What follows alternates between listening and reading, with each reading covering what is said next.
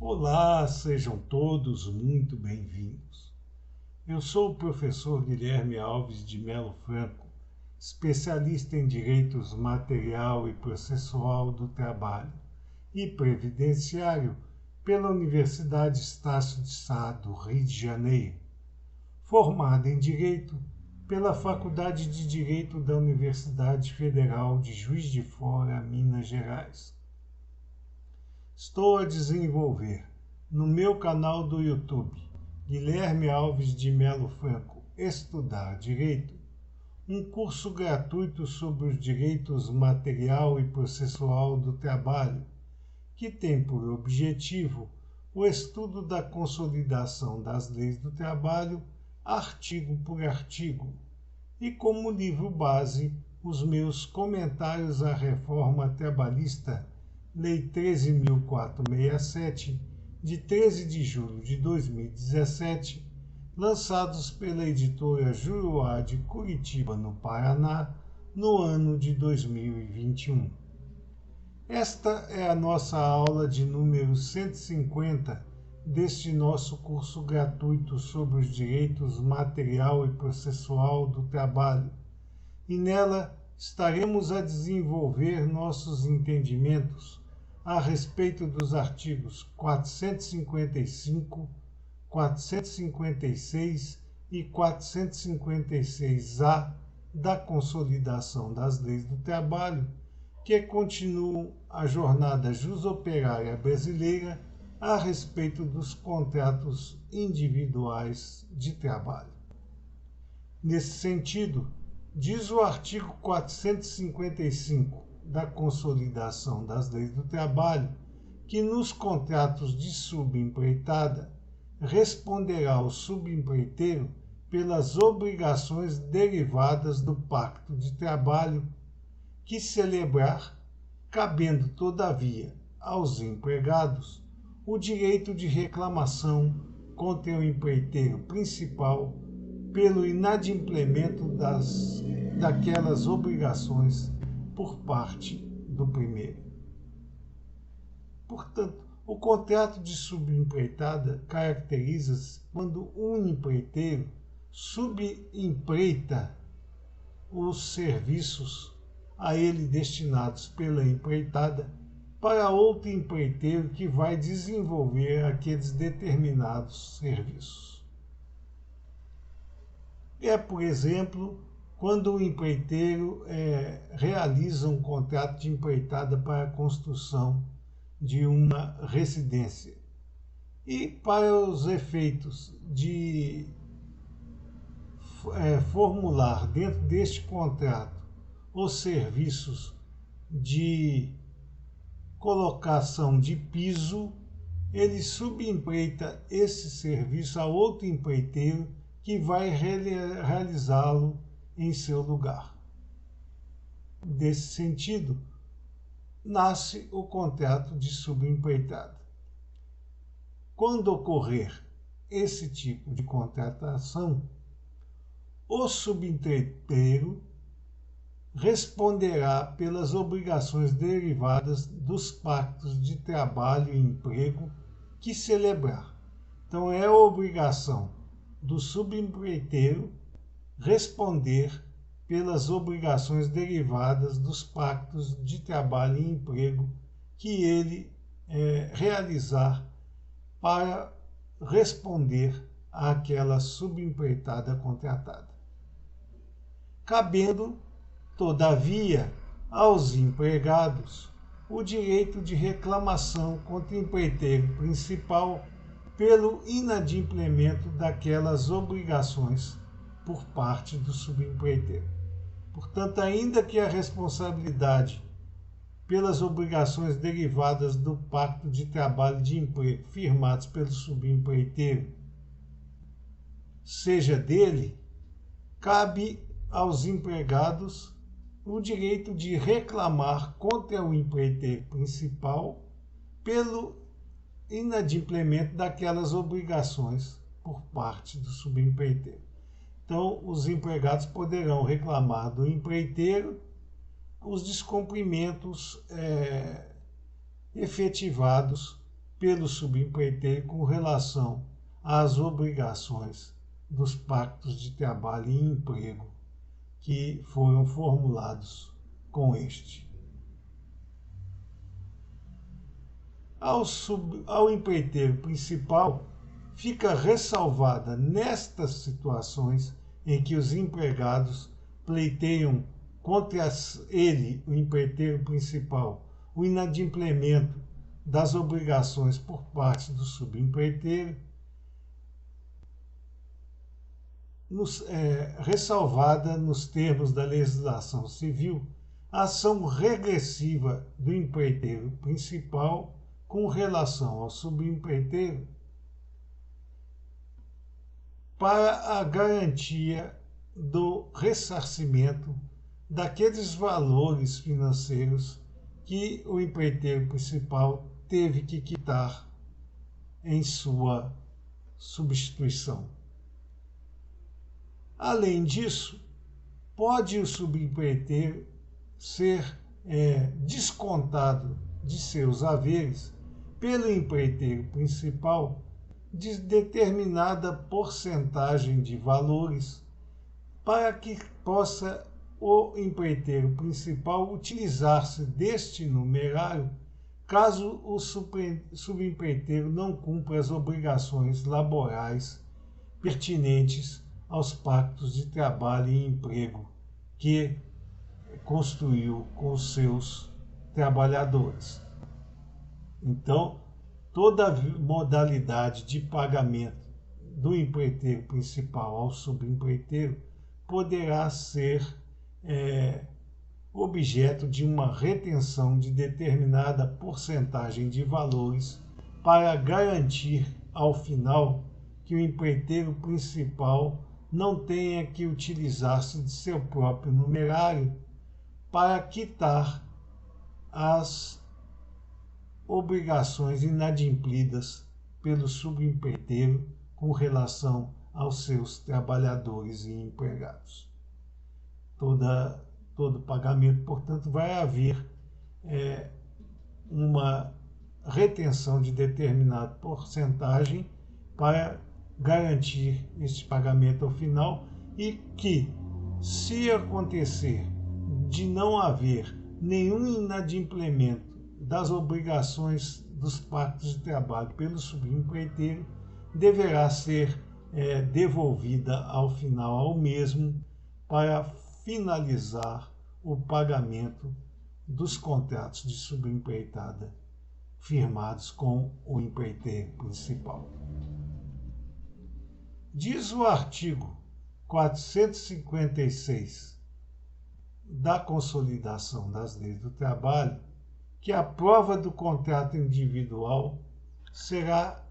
feita pelas anotações constantes nas carteiras de trabalho e previdência social,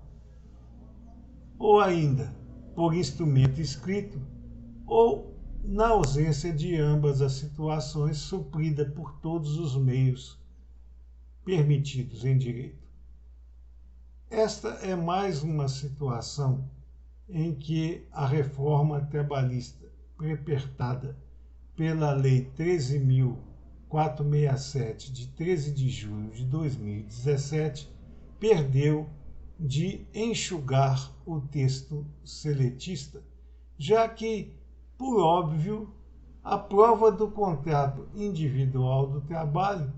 será feita pelas anotações constantes na carteira de trabalho e previdência do empregado, ou ainda por instrumento escrito. Então, temos duas modalidades de prova. O instrumento escrito do contrato individual do trabalho, que muitas das vezes não é levado ao empregado, ficando somente sob a guarda do empregador, ou pelas adotações constantes na carteira de trabalho e previdência social do empregado. Então, na ausência do instrumento escrito e da anotação na carteira de trabalho e previdência social, a prova do contrato individual do trabalho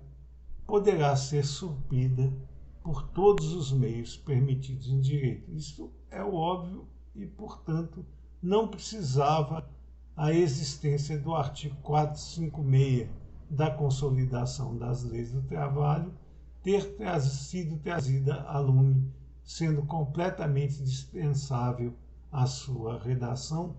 porque nós sabemos que o contrato individual do trabalho ele pode ser elaborado tanto na forma escrita quanto na forma verbalizada. E muitas das vezes não existem anotações na carteira de trabalho e previdência social. E nesse sentido, toda essa sistemática da contratação pode ser comprovada por todos os meios permitidos em direito. Diz ainda o artigo 456 da Consolidação das Leis do Trabalho que a falta de prova ou inexistindo cláusula expressa a tal respeito, entender-se-á que o empregado se obrigou a todo e qualquer serviço compatível com a sua condição pessoal. Aí nós temos umas observações importantes, porque nos parece que esta situação apresentada pelo artigo 456 consolidado, ela não condiz com a realidade. Porque, ainda que inexista prova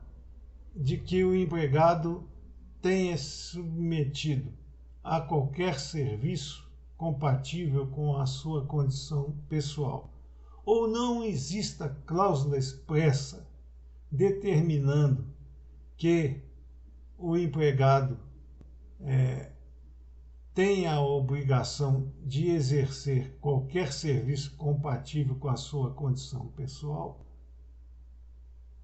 expressamente trazida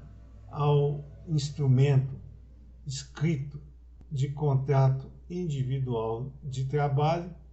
não poder-se-á entender que o empregado se obrigou a todo e qualquer serviço compatível com a sua condição pessoal.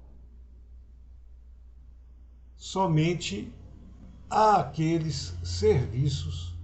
expressamente referidos dentro dos pactos escritos de trabalho. Fora desses serviços, não poderá o empregado ser obrigado a todo e qualquer serviço, ainda que compatível com a sua condição pessoal. Vamos imaginar a situação de o contrato individual de trabalho tenha sido firmado de forma verbal, o que hoje já é bastante difícil de acontecer, mas vamos imaginar que ainda prevaleça algum contrato individual de trabalho efetivado da forma verbal, obrigando o vigilante, por exemplo, a se posicionar na elaboração de filas, na organização do serviço de atendimento da empresa com relação aos populares que a ela se dirigem, com a obrigação do vigilante de distribuição de senhas. Ora, estas não são as funções imanentes do exercício profissional da vigilância. E, portanto, ainda que exista cláusula expressa a tal respeito no contrato individual de trabalho dos vigilantes com as empresas de vigilância, no sentido de que ele deve proceder nestas situações, não há falar em obrigação do vigilante em promover tais atividades, já que elas não são imanentes à sua realidade profissional. Então, na falta de prova da existência de cláusula a esse respeito, ou que, mesmo havendo, o empregado esteja obrigado a qualquer tipo de serviço compatível com a sua condição pessoal, não é o que se representa na realidade fática. Outra situação é o contrato individual firmado com um engenheiro para o exercício das funções de engenharia e que, na falta de prova de que houve uma ampliação dessas atividades profissionais ou inexistindo cláusula expressa vedando o tipo de atividade diferente das mesmas, não pode-se entender que o empregado engenheiro se obrigou a elaborar as questões de arquitetura, nem as questões de urbanismo e tampouco as de decoração, que não são as atividades comprovadamente necessárias ao exercício profissional do engenheiro, ainda que ele tenha condições pessoais de exercer estas mesmas atividades. Porque estaríamos,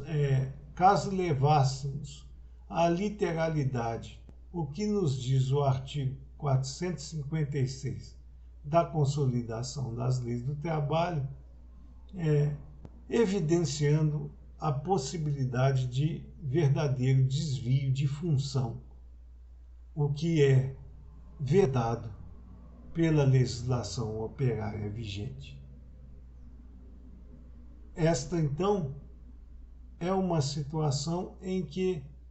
estamos a evidenciar ainda uma vez mais a necessidade ímpar da construção de um Código do Trabalho e de um Código de Processo do Trabalho para que tenhamos a segurança jurídica necessária e não precisarmos recorrer de artifícios para que a aplicação da legislação operária seja segura e indene de dúvidas com relação à mesma. Enquanto isso não se materializa, temos que nos sujeitar às interpretações do texto consolidado, o que muitas vezes, como é o caso desse artigo 456 da Consolidação das Leis do Trabalho, vai gerar inúmeras dúvidas com respeito à necessidade de se adequar os pactos de trabalho à realidade assumida pelas ruas e pelos empreendimentos empresariais propriamente ditos. Diz o artigo 456-A da Consolidação das Leis do Trabalho que cabe ao empregador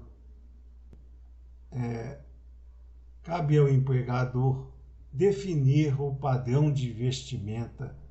no meio ambiente laboral, sendo lícita a inclusão no uniforme de logomarca da própria empresa ou de empresas parceiras e de outros itens de identificação relacionados à atividade desempenhada. Ora, é claro que cabe ao empregador, dentro do seu poder diretivo, que está caracterizado de forma perpétua pelo artigo 2º da Consolidação das Leis do Trabalho, a direção do exercício profissional a ser realizado pelos empregados. Nesse sentido, é imanente a esse poder diretivo a definição do padrão de vestimenta a ser utilizado pelos empregados no meio ambiente laboral. Portanto, o artigo 456-A, que veio a lume através da reforma trabalhista perpetrada pela Lei 13.467, de 13 de julho de 2017, traz em si uma situação que não precisava ter sido trazida ao ambiente seletista, porque, por óbvio, é do poder diretivo do empregador estabelecer a vestimenta dos seus empregados no meio ambiente laboral. E esta situação de estabelecimento da vestimenta a ser utilizada pelos empregados no meio ambiente laboral implica em liberdade de inclusão nestes uniformes de logomarcas da própria empresa ou de empresas parceiras, de fotografias, de modelos, enfim, a liberdade do empregador é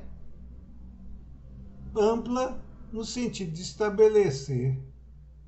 no meio ambiente laboral qual a vestimenta que os seus empregados irão apresentar.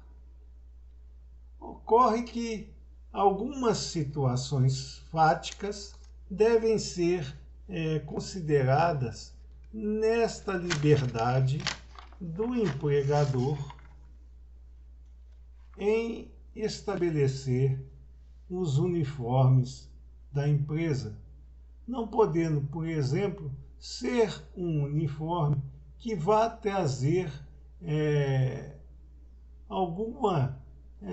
agressão à moralidade, aos bons costumes e à própria situação pessoal do empregado, sendo a ele vexatório. Não pode haver, portanto, no estabelecimento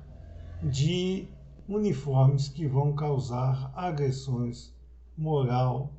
ou social àqueles empregados. Por outro lado, existe também a situação dos uniformes a serem efetivados pelas empresas de vigilância que possuem a fiscalização direta da Polícia Federal e devem ser, antes de materializados, serem consentidos por aquele organismo policial federal, sem os quais não há como a empresa obrigar aos trabalhadores vigilantes a sua utilização se a Polícia Federal não autorizou aquele modelo de uniforme. E mais ainda, com relação àquelas situações em que a utilização dos uniformes, como é o caso dos vigilantes, não pode ser efetivada fora do ambiente laboral em que o empregado preste a sua atividade profissional cotidiana. Diz ainda o artigo 456-A da Consolidação das Leis do Trabalho que a higienização do uniforme é de responsabilidade do trabalhador. Portanto, trazer os uniformes higienizados é obrigação do trabalhador, salvo nas hipóteses em que forem necessários procedimentos ou produtos diferentes dos utilizados para a higienização de vestimentas de uso comum. No caso de haver necessidade de utilizar-se procedimentos ou produtos diferentes dos utilizados normalmente para a higienização de vestimentas de uso comum, a obrigação da higienização dos uniformes passa a ser de responsabilidade do empregador e não mais do empregado, havendo a situação dupla de consistência dessa higienização. Ou o empregador assume para si próprio a higienização desses uniformes, ou ele promove a entrega ao empregado de produtos necessários a essa higienização e a capacitação dos procedimentos que vão implementar que essa higienização seja feita. Portanto, ou o empregador assume a higienização do uniforme ou dá condições ao laborista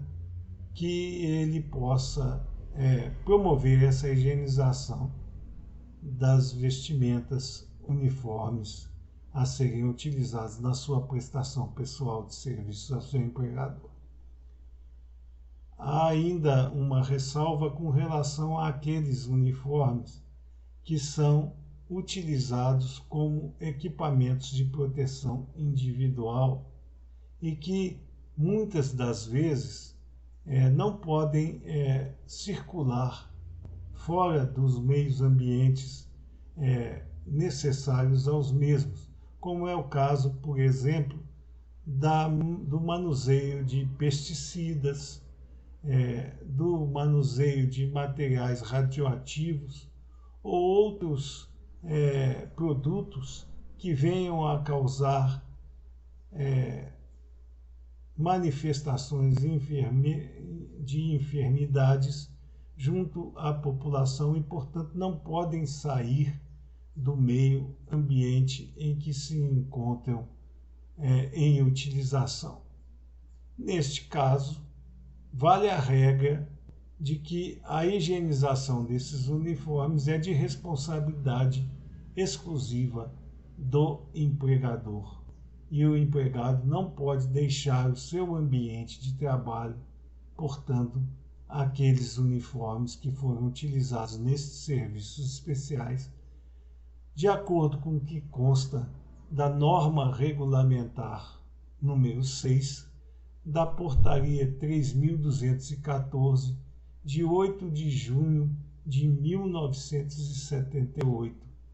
que são justamente as questões relativas aos equipamentos de proteção individual, que são,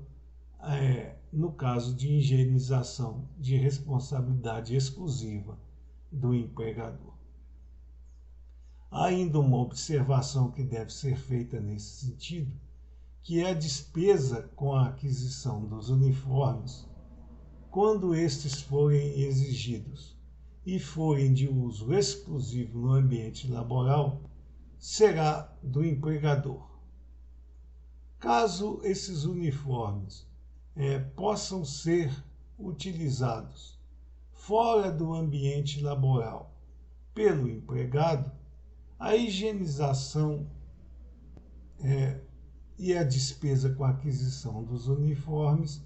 será exclusiva do empregador, não podendo, portanto, ser descontado qualquer tipo de aporte financeiro para cobrir tais despesas da remuneração do empregado. A despesa com a aquisição dos uniformes, quando o empregador os exige e forem de uso exclusivo no ambiente laboral, será do empregador. Todavia, há algumas modalidades de uniforme que perfeitamente podem ser utilizados no cotidiano dos empregados, como são camisas e calças que não trazem nenhum logotipo, que não trazem nenhum impedimento a que o empregado utilize a camisa com outra calça, a calça com outras camisas, para o exercício das atividades cotidianas pessoais do mesmo fora daquele ambiente de trabalho. Nesse sentido, pode sim ser compartilhada a despesa com a aquisição dos uniformes,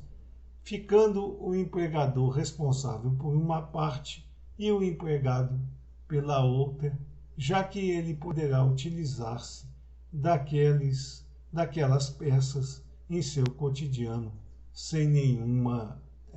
restrição. Todavia, é importante dizer que não existe uma modalidade em que a despesa com a aquisição dos uniformes, ainda que possam ser utilizados fora do ambiente de trabalho, seja destinada única e exclusivamente ao empregado, devendo sempre ou ser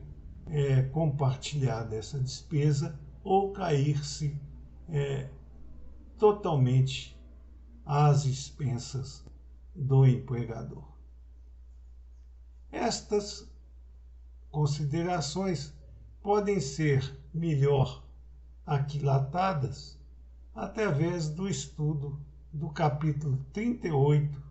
dos meus comentários à reforma trabalhista, Lei 13.467, de 13 de julho de 2017, lançados pela editora Juruá de Curitiba, no Paraná, no ano de 2021, sendo a temática abordada nas páginas 175 e 176 deste compêndio. Estas eram as considerações que gostaríamos de trazer a vocês nesta nossa aula de número 150 deste nosso curso gratuito sobre os direitos material e processual do trabalho, e aproveitamos esta oportunidade para agradecer a todos vocês a presença nessas nossas aulas e solicitar aos que ainda não o fizeram que se inscrevam no nosso canal e deixem seus likes nas nossas aulas, porque é através destas duas atividades simples que vocês estarão a nos auxiliar no sentido de manter íntegro este nosso curso gratuito sobre os direitos material e processual do trabalho, além de podermos distribuir o conhecimento aqui arregimentado ao maior número de pessoas possível. Muito obrigado a todos.